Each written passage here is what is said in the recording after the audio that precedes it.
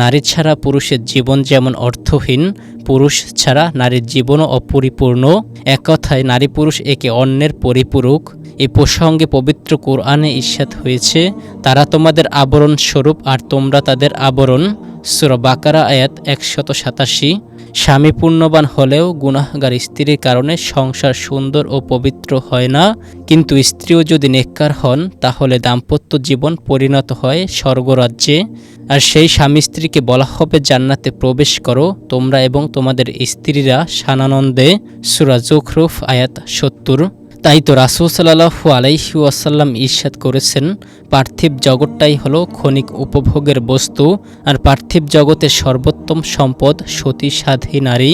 আল্লাহ তাআলা বলেন, পুরুষ নারীদের অভিভাবক, কারণ আল্লাহ তাদের একের উপর অন্যকে শ্রেষ্ঠত্ব দিয়েছেন এ কারণে যে পুরুষগণ নিজের অর্থ সম্পদ ব্যয় করে, সুতরাং সাধ্বী স্ত্রীগণ অনুগত হয়ে থাকে।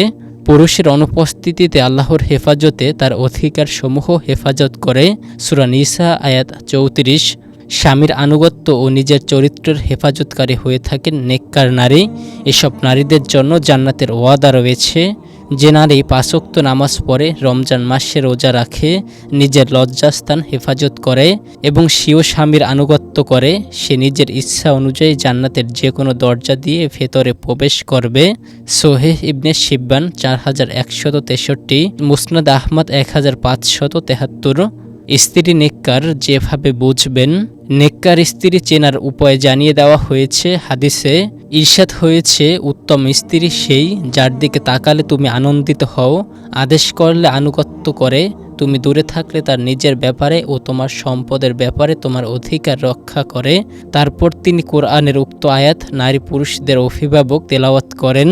আবু হুরায়রা রাদিয়াল্লাহু বলেন, নবী করিম সাল্লাল্লাহু আলাইহি ওয়াসাল্লামকে জিজ্ঞেস করা হলো, নারীদের মধ্যে কোন নারী উত্তম? তিনি বললেন, স্বামী যাকে দেখলে আনন্দ বোধ করে, যাকে আদেশ করলে আনুগত্য করে, স্ত্রীর বিষয় এবং সম্পদের ব্যাপারে স্বামী যা অপছন্দ করে তা থেকে বিরত থাকে। তাই তো পাত্রী নির্বাচনের সময় দিনদারিতাকে প্রাধান্য দিতে উৎসাহিত করেছেন নবীজি সাল্লাল্লাহু আলাইহি ওয়াসাল্লাম। ইরশাদ করেছেন, তুমি দিনদার ও চরিত্রবানকেই গ্রহণ করো। নেককার স্ত্রীর আরও কিছু বিশেষ গুণ। কোরআন হাদিস অনুযায়ী নেককার নারীরা বিশেষ কিছু গুণের অধিকারী হয়ে থাকেন, যেমন দিনদারি, বিশ্বস্ত ও অনুগত, সম্পদের হেফাজতকারী, নিষ্কলুষ চরিত্রের অধিকারী, সরল মনা, ঘরে অবস্থানকারী।